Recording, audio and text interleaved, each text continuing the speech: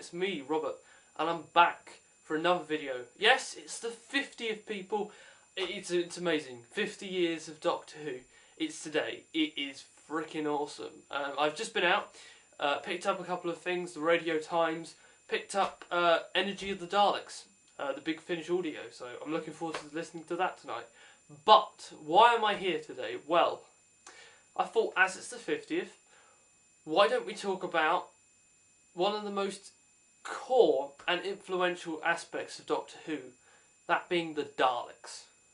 So this is going to be like an essential guide to the Daleks. It's not going to be every piece of history about them, because I would be here for years, but it's just going to be the core facts of what a Dalek is. So what is a Dalek? Now, a Dalek is the most evil creature in the universe. It hates anything that isn't a Dalek. It is the embodiment of racial purity. It's basically a Nazi.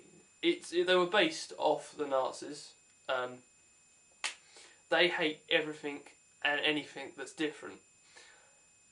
Who created them though? How did they exist? And why are they encased in this outer casing? So, to answer that, we must travel back to Skaro, a planet where two warring fractions, known as the Thals and the... Oh, start again. Where two warring fractions, known... So we travel back to Skaro, a planet that's been devastated by nuclear war between two warring fractions, the Thals and the Kaleds. Now, they've basically turned Skaro into a wasteland, nuclear wasteland. It's completely and utterly devastated. However, a Khaled scientist by the name of Davros, whose own body has deteriorated so much that he has to have a chair, which is his life support system, comes up with the idea of creating the next step, a final solution, if you will, to defeat their Thals. And what he creates is essentially a Dalek. Now, Davros uses experiments on Khaled and of the creatures on Skaro, causing mutations. These mutations will eventually become what is known as a Dalek, because many people get this wrong. Many people think that this is a Dalek, that a Dalek is a robot. It's not a robot. There is a creature inside of it, a creature which used to be a Khaled, and even sometimes humans. But a Dalek is the whole thing. The actual casing is what was created by Davros and is known as a Mark III travel machine, which is this, the shell, almost. Inside, the actual mutant is the Dalek creature, which hates. It hates everything. In fact, the only emotion it has is hatred. So they are a formidable enemy. But anyway, Davros created these at the very near the middle of this war between the Thals and the Khaleds, and that's what we see in Genesis of the Daleks when we first find out about Davros. A Tom Baker story. I highly recommend you go and watch it. I think you can find it online now, actually, on the BBC website or on the BBC's YouTube channel. Go and check it out. It's a very good story, very long as well. But Tom Baker, this is the Daleks' origins, which was rewrited from when they first appeared. So once he had created the Daleks, they did what he wanted them to do, which was to basically eradicate the Thals. And thus, they also exterminated the Khaleds and became the dominant species on Skaro. Eventually, they retreated into their city that they had built because the radiation levels from the war had basically affected the planet, so they couldn't live outside of it, and they were forced to rely on their own energy supply in the city, which is where you get the first ever Dalek story, where the Doctor lands on Skaro and encounters the Daleks for the first time, and they are basically living inside their city, while outside the Thals are still living in fear of the war. They're a peaceful race now. They don't want war because of what happened before. However, they are willing... At first, they're naive, basically. They believe that the Daleks would help them until the Doctor proves them wrong, and they eventually help him.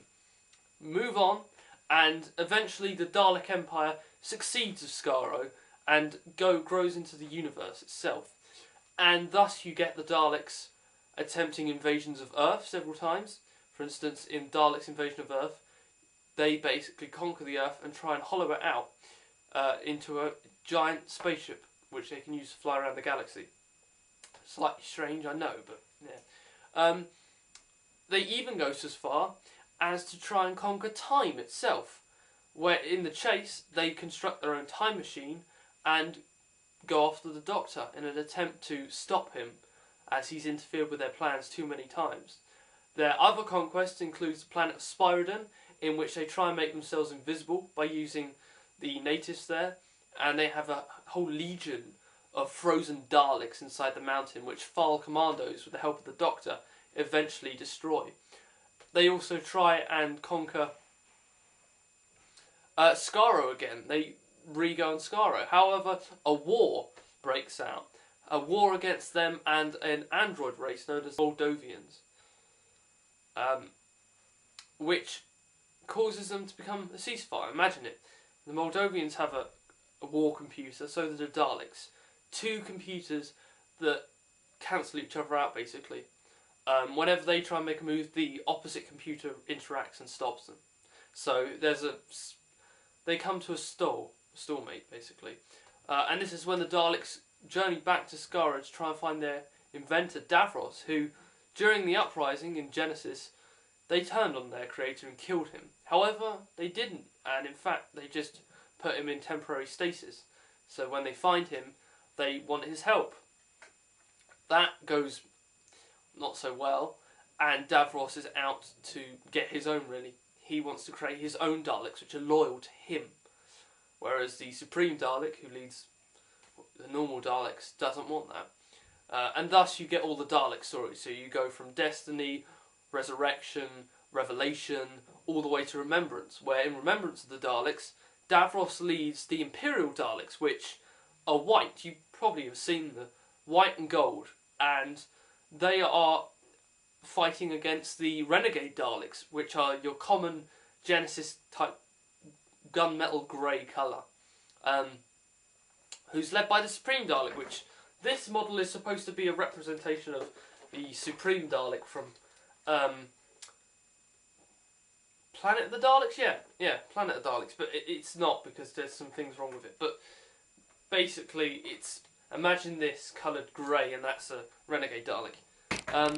However, at the end of that, the Doctor uses the Hand of Omega, which was a stellar device used to create planets and galaxies, basically, by Omega, a Time Lord, destroys Skaro and most of the Daleks, and Davros survives. He's the only survivor. The Dalek Empire is completely wiped out then. That's it. Boom. Until Davros is rescued in Big Finish Audios. And later, eventually though, it goes on. Let's just say the Dalek Empire rebuilds itself, ready for the Time War, which Day of the Doctor hopefully will show a bit of the Time War. And at the end of the Time War, both the Time Lords and the Daleks were wiped out completely by the Doctor. And that's what you think is it then, until the new series, when the Daleks have come back under the writing pen of Russell T Davies as the very gold Daleks, which everyone knows. Newer Doctor Who fans would probably know the Daleks as these things. And they have gone on to obviously make their imprint in Doctor Who once more, all the way up to Matt Smith's time, where again they've been rejuvenated into these multicolour Daleks, which I like, but quite a lot of people don't like, actually.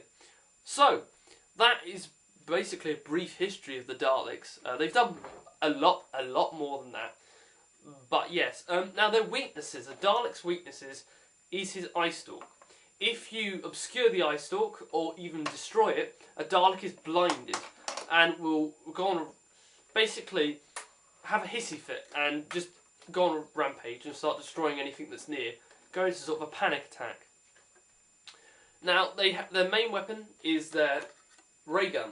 I hate using the word ray gun, it's death ray gun, it's the same thing. They kill people, exterminate is the phrase that they use. Again, you can see the Nazi elements coming in here. So yeah, they also have their plunger, which they can use to activate terminal panels and also kill. Now, if a Dalek mutant is outside of his suit, he can still inflict damage upon a human. The mutant itself has a poison bite which can infect a human and eventually kill them if it's not treated properly. But outside, they're mostly harmless. Now then, they also have a self-destruct mechanism, which is what these round balls are for, which they can activate in certain circumstances, but that's generally the makeup of a Dalek. And of course Daleks have their known voice, which is a squeamish voice almost. You can tell that the mutant side is claustrophobic, it's trapped. So that's pretty much it for the Daleks, just a brief essential guide about what they are. I hope you've enjoyed this, guys. It's been short, this camera's running out of battery. So thanks for watching and enjoy the 50th. I certainly will. I'll be back tomorrow with another review. But until then, bye guys, and watch out for the Daleks.